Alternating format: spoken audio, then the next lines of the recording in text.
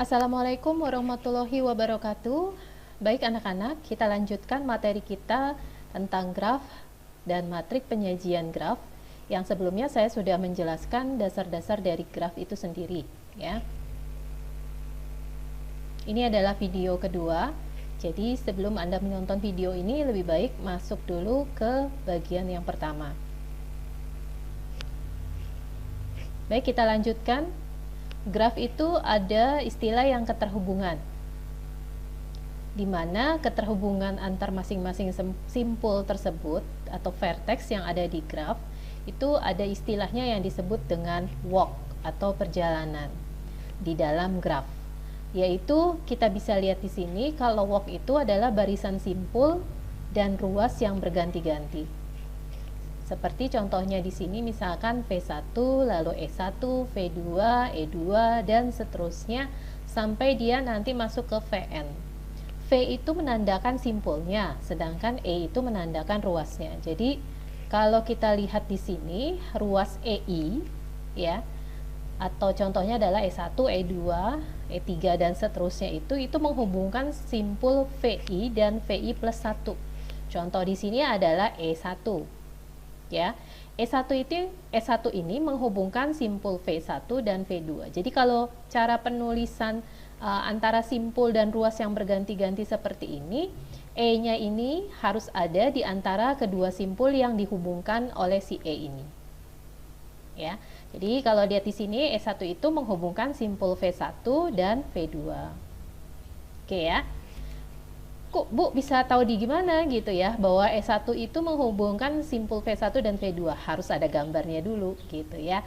Jadi kita lihat gambar nanti. Misalkan simpul A dan B itu dihubungkan oleh E5 bisa jadi gitu ya. Jadi silakan ditulis ruasnya itu ditulis di antara kedua simpul yang dihubungkan.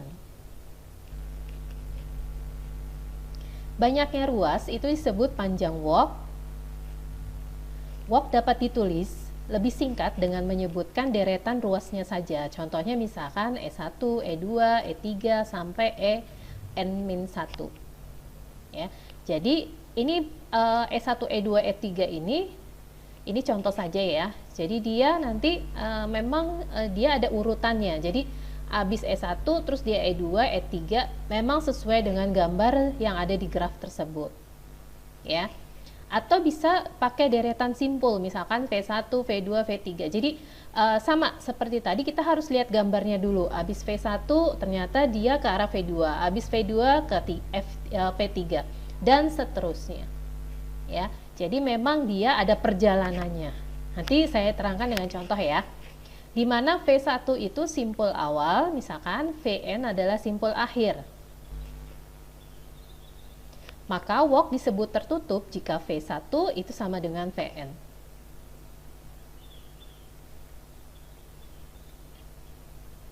Nah, istilah pada graf. Ada tadi istilah graf adalah walk ya. Walk itu adalah perjalanan yang memang ada di grafnya. Ya. Sedangkan istilah lainnya adalah trail, yaitu walk dengan semua ruas dalam barisan adalah berbeda. Ya. Jadi kita lihat di sini. Oh, nanti langsung contoh ya. Jadi kalau trail itu adalah pertama dia harus walk dulu. Artinya memang dia ada perjalanannya digambar ya. Terus dinyatakannya pakai ruas dan ruasnya harus berbeda-beda, artinya tidak boleh terulang, tidak boleh diulang. Kalau ada pengulangan ruas, maka itu bukan trail gitu. Ya.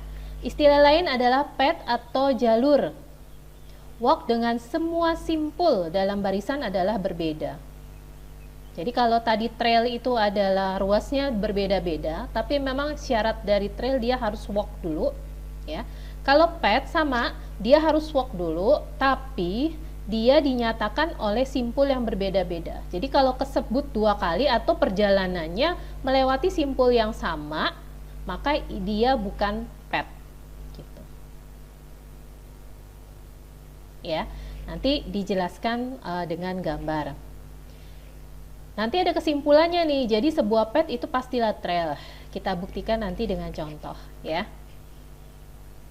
Oke, Walk terbuka dari contoh di bawah, tidak ada ruas yang menghubungkan simpul U dan simpul T. Ini simpul U, ini simpul T. Jadi ini bisa dikatakan ini adalah walk terbuka. Nih, U ke R ke S ke T, atau T ke S ke R ke U. Tapi tidak ada ruas yang menghubungkan U ke T. Jadi bisa dikatakan ini adalah walk terbuka. Ya. Oke. Ada istilah lain pada graf namanya cycle atau sirkuit, yaitu suatu trail tertutup. Masih ingat tadi trail apa? Yaitu himpunan ruas yang berbeda-beda, ya. Dengan derajat setiap simpulnya, ya, ingat derajat simpul ya, pembahasan bagian pertama. Derajat setiap simpulnya itu adalah 2. Cycle disebut dengan panjang K, cycle dengan panjang K itu disebut dengan K cycle, jalur dengan panjang K itu disebut dengan K jalur. Graf yang tidak mengandung cycle disebut dengan acyclic. Contoh dari acyclic adalah pohon atau tree. Nah, sekarang kita masuk ke contohnya biar Anda lebih jelas yang mana trail, yang mana path, yang mana walk, gitu ya. Oke, saya punya graf seperti ini. Diperhatikan. Simpulnya ada dinyatakan dengan huruf-huruf besar semua ya. Sebenarnya harusnya contohnya, kebetulan saya ngambil contohnya di slide ya. Jadi kalau dilihat sini agak riskan karena di semuanya ini sebutannya sama ABC ya. Cuman kalau ruas ini dinyatakan dengan huruf kecil ya. Tapi kalau seandainya insya Allah kalau seandainya nanti dia ada soal, saya akan nyatakan dengan E gitu ya, supaya bisa membedakan antara simpul dengan H ya. Nah, kita masuk aja ke contoh yang sudah disediakan di sini. Ini ada simpul A, ada simpul B, ada simpul C, D, E, dan F. Sedangkan ruasnya A, B, C, lalu ada simpul D juga, ada ruas E, ada ruas G, ada ruas H, ada ruas K, ada ruas F. Ya, cuman mereka dinyatakan dengan huruf kecil kalau untuk yang ruas. Sekarang kita masuk barisan A, B, C, D, B, C, G, H. Lihat, hurufnya huruf kecil, berarti ini ruas ya. Coba kita lihat, benar nggak? Dia walk atau bukan? Lihat, walk adalah bisa dinyatakan dengan ruas, bisa dinyatakan dengan barisan simpul. Tapi Anda harus lihat dulu di gambarnya, apakah dia memang ada perjalanannya gitu ya. Ini dilihat abis A ke B, betul nggak? A, B, terus ada C ya, nih C, A, B, C, D, A, B, C, D, terus kita baca lagi di contohnya B, C, B, C, terus habis itu G, H. Benar ya, berarti bisa dijalanin gitu ya. Maka ini masuk syarat dari walk. Bisa dipahami? Oke, jadi ketika nanti ditanya ini adalah trail apa path gitu ya, atau dia cuma walk saja gitu ya, silakan Anda jalankan barisan ruas atau simpul ini di gambarnya. Benar nggak? Kalau dijalankan itu ada perjalanannya. Nah, dari yang contoh ini ternyata memang ada perjalanannya, maka bisa dikatakan dia memenuhi syarat dari walk. Jadi benar dia walk. Nah, sekarang karena dia ruas ya, kita mau tahu dia trail apa bukan. Trail itu adalah himpunan ruas yang berbeda-beda. Coba kita lihat di sini. Nggak usah dijalankan lagi, sebenarnya bisa dilihat dari barisan ini gitu ya. Lihat B. B ini kan disebut 2 kali ya. Nih. Bisa dipahami ya. C-nya juga disebut 2 kali. Jadi bisa dikatakan dia bukan trail. Karena syarat trail adalah ruasnya harus berbeda-beda. Bisa dipahami? Oke. Sekarang kita mau tahu dia path apa bukan sih gitu ya. Path adalah himpunan simpul yang berbeda-beda. Nah, kita lihat di sini. A sama B. Coba saya ganti dulu ya pointernya.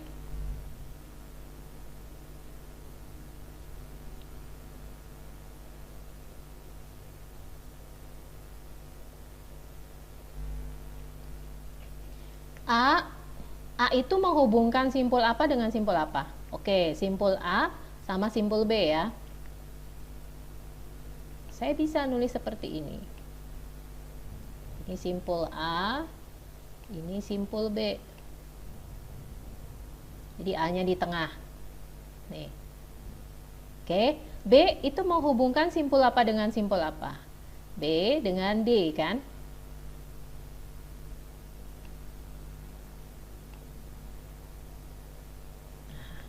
C menghubungkan simpul apa dengan apa? D dengan C.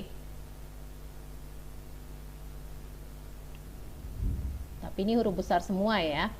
D menghubungkan simpul apa dengan apa? C dengan B.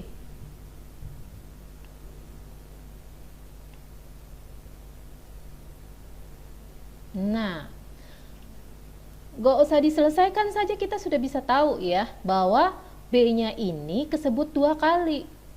Syarat dari PET apa tadi?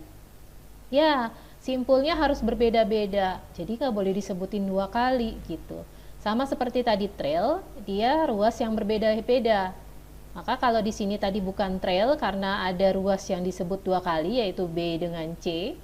Begitu juga dengan yang C. Kalau kita pakai simpul, maka simpul B ini udah kesebut 2 kali.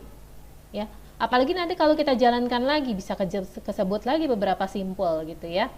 Nah, dari satu ini aja, dari contoh yang baru sampai ruas D ya, B-nya simpul B kesebut 2 kali, maka bisa dikatakan dia bukan PET.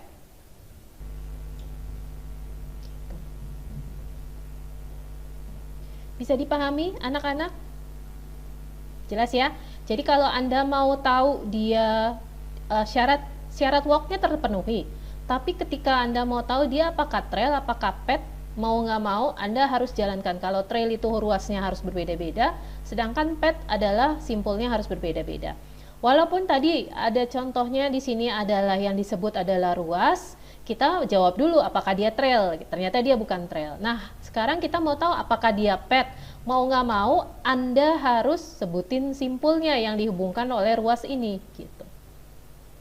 Jadi kalau tadi ruas A itu menghubungkan simpul A dengan B, B itu menghubungkan simpul B dengan D, C itu menghubungkan simpul D dengan C, dan ruas D itu menghubungkan simpul C dengan B. Nah, kalau dari sini tapi belum selesai nih ya, tapi sudah kesebut simpul B-nya ini 2 kali, bisa dikatakan dia bukan PET. Bisa dipahami ya? Oke. Contoh selanjutnya. Ini ada barisan simpul A, B, E, F. Kita lihat dulu. Mentang-mentang dia kesebutnya nggak ada yang kesebut 2 kali. Oh iya Bu, PET gitu ya. Belum tentu. Maaf ya, jatuh. Belum tentu. Ya, walaupun kita lihat di sini simpulnya berbeda-beda, tapi apakah dia walk? Ingat, syarat dari trail sama PET yaitu walk dulu. Apakah dia betul ada perjalanannya atau tidak? Sekarang kita cek A, B, benar nggak? A ke B, betul ya. Terus E ke E. Lah, nggak bisa gitu. Nggak ada perjalanannya ke E, adanya B ke D, D ke E. Bisa dipahami? Bisa ya? Nah, ini sudah tidak memenuhi syarat walk, jadi nggak usah dicari lagi apakah dia PET, apakah dia trail. Ya, karena syarat dari trail sama PET dia harus walk dulu gitu. Nah, syarat walknya aja tidak terpenuhi, jadi tidak usah dicari lagi trail atau PET-nya. Bisa dipahami ya? Oke, teliti nanti kalau ada soal-soal seperti ini. Baik, kita lanjutkan. Ada simpul lagi A, B, C, D, E, C. Nah, kesebut lagi. Udah jelas nih, kalau gini dia pasti bukan PET. Tapi kita cek dulu apakah dia walk gitu ya. Nah, sekarang kita jalankan dulu ini A, B, C, D. A, B, C, D, terus E, terus ke C. C ada ya, ada ruasnya juga nih, C, terus ke F. Berarti ada perjalanannya ya, artinya ada ruas yang menghubungkan antar simpul-simpul tersebut gitu ya. Berarti dia adalah walk gitu. Nah, sekarang kita mau tahu apakah dia trail apa pet ya. Nah, dari sini aja ini kan simpul. Udah kesebut ada yang 2 kali nih, yaitu C. Ya, jelas dia bukan pet. Ini trail dulu. Ini bukan pet ya. Trail apa tadi? Ruas ya. Nah, kita lihat ya ruasnya. Betul nggak dia trail? Nah, ini kebetulan nih. A sama B dihubungkan sama apa? Sama A kecil ya, ruas A kecil. Saya tulis nih supaya membuktikan kalau dia ternyata trail gitu ya. B dengan C dihubungkan sama apa? Sama D ya.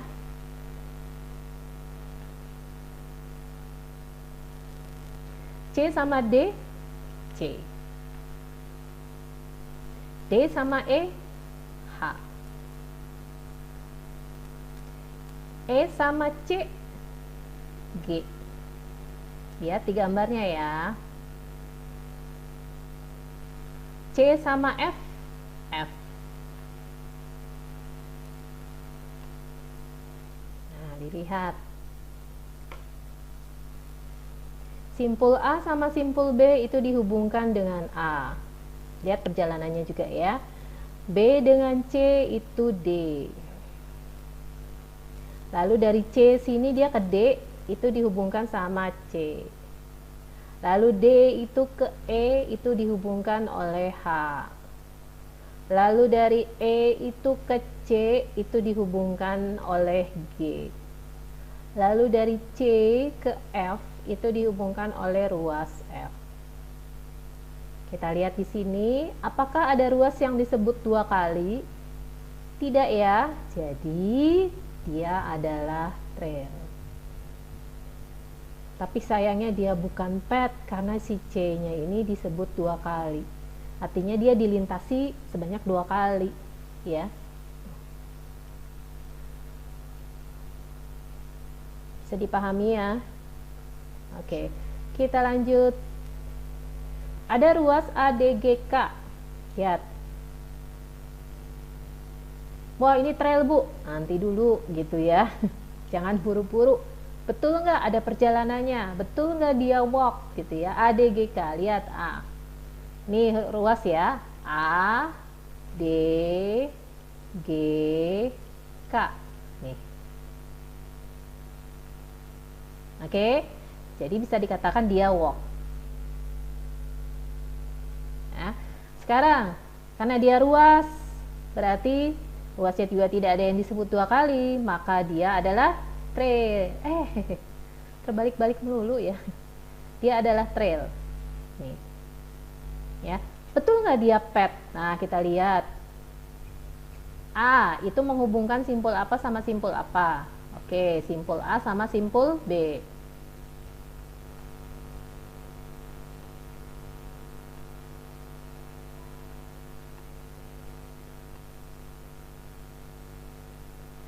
D itu menghubungkan simpul apa dengan simpul apa? Dari B ke C.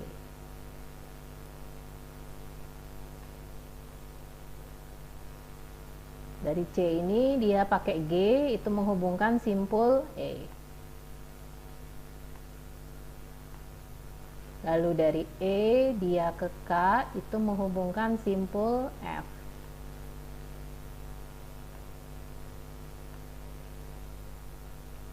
Lihat simpulnya, adakah dia diulang? Nggak ada. Berarti dia adalah pet. Bisa dipahami di sini? Saya pasti bisa. Jadi kalau kita lihat di sini, kalau dia adalah pet, dia pasti trail. Tapi kalau dia trail, belum tentu dia pet. Nih, kesimpulannya dari sini. Tadi kan ada ya kesimpulan bahwa kalau dia pet pasti trail, kalau dia trail, kalau pet dia pasti trail. Nah, kita buktikan dengan contoh ini, ya. Ketika dia pet, maka dia pasti trail. Tapi ketika dia trail, yakin bahwa dia trail, belum tentu dia pet. Gitu. Bukan berarti kalau kita udah tahu dia trail terus dia pet atau dia bukan pet, bukan juga gitu ya. Tapi harus dibuktikan dari perjalanan antar simpulnya, apakah dia tidak dilintasi 2 kali gitu ya. Kalau dilintasi 2 kali berarti dia bukan pet. Bisa aja trail itu ketika kita sudah tahu bahwa dia trail, bisa jadi dia pet gitu ya. Karena ketika kita lihat simpulnya ya, itu ternyata tidak ada yang disebut 2 kali atau tidak ada yang dilintasi 2 kali gitu ya. Jadi harus dibuktikan. Kalau kita sudah bisa menjawab trail, kita harus buktikan bahwa apakah dia ada, karena kalau dia trail bisa 2 kemungkinan, dia bisa pet, dia bisa bukan pet. Tapi kalau kita sudah menjawabnya bahwa dia adalah pet, yakinlah bahwa dia pasti trail. Bisa dipahami ya kalimat saya. Oke, baik, kita lanjutkan. Sekarang ada contoh lagi, ruas ABHGE. Ruas ABHGE. Ini walk ya. Oke, berarti dia walk. Nah, ini ada ruas. Nih ruasnya tidak disebut 2 kali, tidak ada yang disebut 2 kali. Berarti dia trail. Lihat, apakah ada, kan kalau trail itu bisa 2 kemungkinan, bisa pet, bisa juga bukan pet, gitu. Jadi kalau kita mau tahu apakah dia pet atau bukan, silakan Anda masukin ke simpulnya. A itu apa tadi? A sama B ya.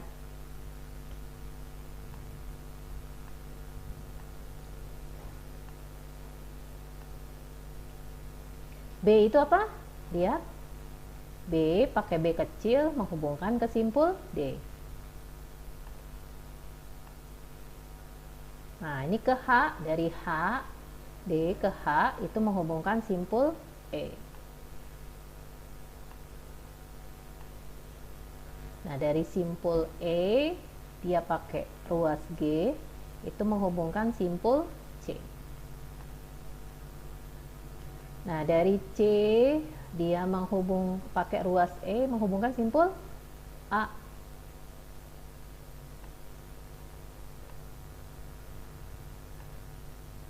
Ya, sayang sekali gitu ya. Kita lihat di sini simpul A disebutin 2 kali. Berarti dia bukan pet, tapi dia trail. Nah, cycle juga ya, tapi dia bukan pet ya tadi. Nah, cycle, dia ternyata punya status juga adalah cycle. Cycle adalah ya trail tertutup. Artinya ujungnya simpul yang ada di graf tersebut itu balik ke simpul yang sama. Ini dia contohnya, ini buktinya ya. Contohnya adalah A ke A gitu. Jadi ujungnya awalnya A, akhirannya juga A. Artinya dia balik lagi ke situ. Maka disebutnya adalah trail tertutup. Nah, trail tertutup itu sebutan lainnya adalah cycle. Bisa dipahami di sini cycle kan artinya adalah lingkaran gitu ya. Jadi dia membentuk seperti sebuah lingkaran. Oke, bisa dipahami? Saya harap bisa ya. Maaf batuk. Baik, kita lanjutkan.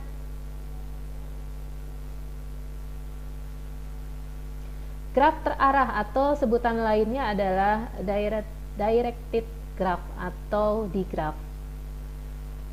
Graf terarah adalah graf yang menghubungkan V1 dan V2 hanya satu arah saja.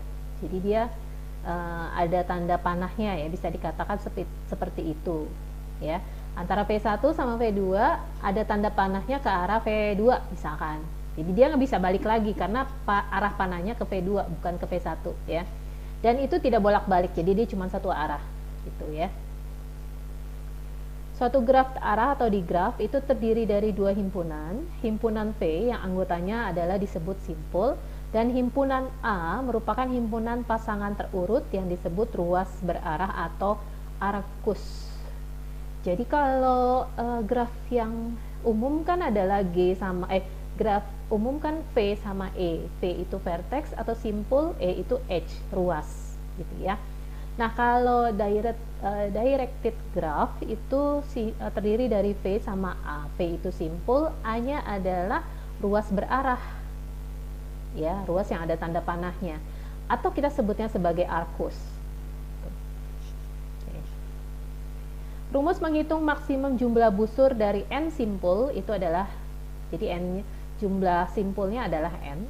Maka nanti kalau kita mau menghitung maksimum jumlah busurnya, yaitu n dikurang 1 dikali n lagi. Ya. Ini diingat-ingat rumusnya. Nah, contoh dari graf terarah, contohnya adalah ini. Ini di graf yang simpulnya adalah mengandung simpul 1, 2, 3, 4. Ini. Terus arkusnya, lihat arkusnya itu ada 1 ke 4, lalu 4 ke 3, lalu 2 ke 3, lalu 4 ke 2, dan 2 ke 1. 2 ke 1 ada 2 karena di sini ada ruas sejajarnya ya. Dan ada lagi gelungnya seperti ini, 2 ke 2. Maka nanti kesimpulannya adalah seperti ini. Ada 7 arkus di sini. 1 ke 4 tadi, lalu 4 ke 3, lalu 4 ke 2, ini lihat tanda panahnya, lalu 2 ke 3, lalu 2 ke 2, ini ke dirinya sendiri, lalu 2 ke 1 yang ini, 2 ke 1 yang ini juga. Jadi bisa dikatakan ada 7 arkus di sini. Oke. Arkus 22, nih 2 ke 2 ini kita sebut dengan shape loop atau gelung, sama aja ya, yang seperti graf biasa. Sedangkan untuk arkus 21 itu disebut dengan arkus sejajar atau arkus berganda. Karena dia menghubungkan simpul yang sama ya. Dua ruas yang menghubungkan, dua arkus yang menghubungkan simpul yang sama. Maka disebutnya sebagai arkus sejajar atau arkus berganda. Graf tak terarah, tadi grafnya terarah karena ada tanda panahnya. Nah, graf tak terarah itu undirected graph adalah graf yang dapat menghubungkan V1 dan V2 bisa dengan dua arah. Jadi bisa bolak-balik. Atau bisa dikatakan nggak usah ada tanda panah gitu ya. Jadi yang graf yang kita pelajari bisa dikatakan dia adalah undirected graph. Jadi graf yang bisa dua arah. Contoh adalah seperti ini. Jadi tidak ada tanda panahnya. Oke. V1 V2 sama juga dengan V2 ke V1 atau V1 V4 sama juga dengan V4 ke V1. Rumus menghitung maksimum jumlah busur dari n simpul pada graf tak terarah itu adalah ini. Jadi Hn dikurang 1 dikali n lalu dibagi 2. Oke ya. Masuk ke critical path.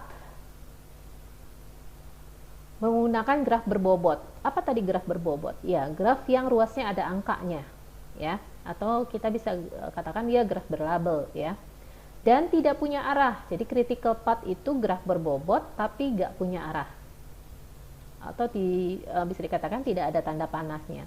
Contoh dari critical path seperti ini, misalkan simpul asal dari simpul 1 dan simpul tujuan adalah simpul 5. Nah, critical path digunakan untuk mencari jalur yang paling, bisa dikatakan jalur yang paling kritis, gitu ya.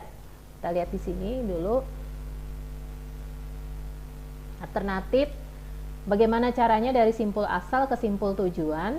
Jadi kita bisa lewat kemana aja ya, karena dia nggak ada arahnya ya.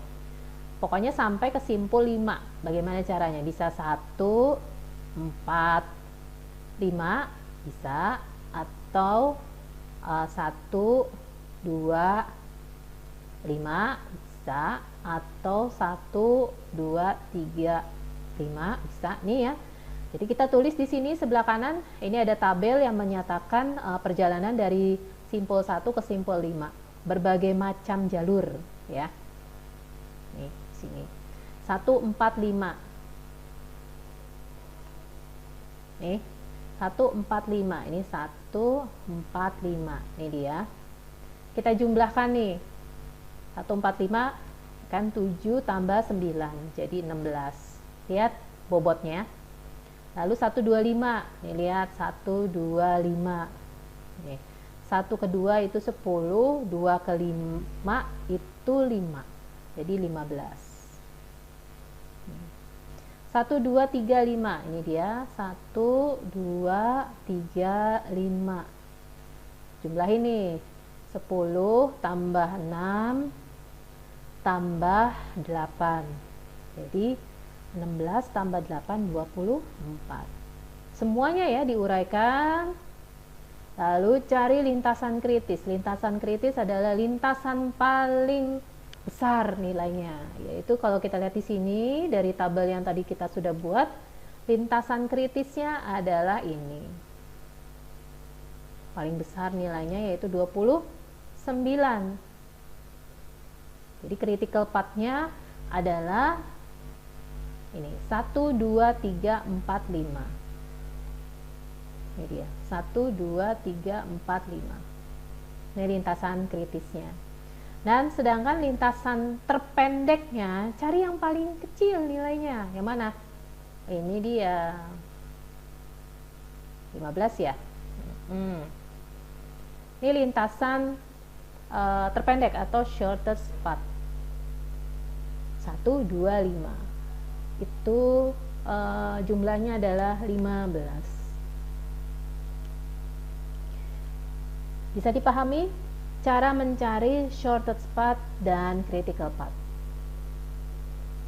Oke, kalau nanti masih ada pertanyaan dari kalian tentang penjelasan saya, boleh ditanyakan di grup atau kita nanti atau Anda bisa wapri ke saya ya untuk menanyakan materi yang belum Anda paham. Terima kasih. Assalamualaikum warahmatullahi wabarakatuh.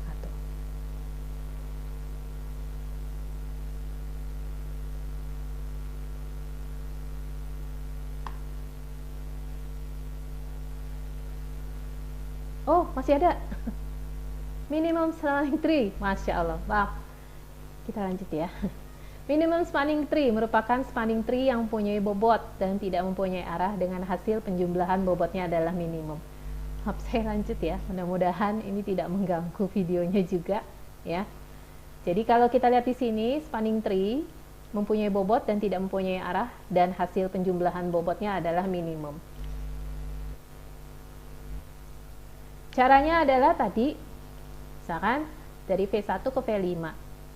Bagaimana caranya? Lihat di sini, dari V1 ambil jalur yang paling pendek. Yang mana? 7. Ini dia ya.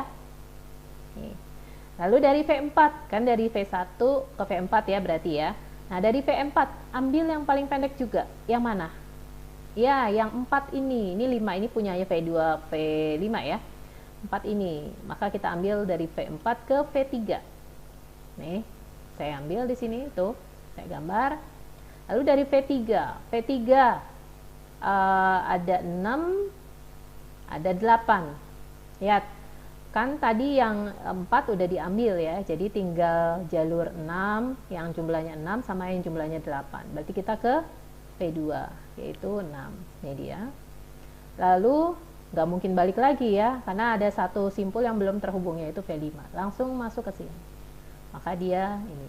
Nah, ini yang gambar minimum spanning tree terbaru. Nah, sekarang kita jumlahkan 7 tambah 4 yaitu 11. 11 tambah 6 yaitu 17. 17 tambah 5 22. Maka jadilah ini. Bisa dipahami? Oke. Mudah-mudahan ini udah habis nih, saya lupa. Saya lupa udah sampai slide mana ya. Tolong dimaafkan tadi ya. Oke ya. Sama seperti tadi pesan saya, kalau masih ada yang belum mengerti silakan nanti tanya lewat WhatsApp atau didiskusikan ke grup.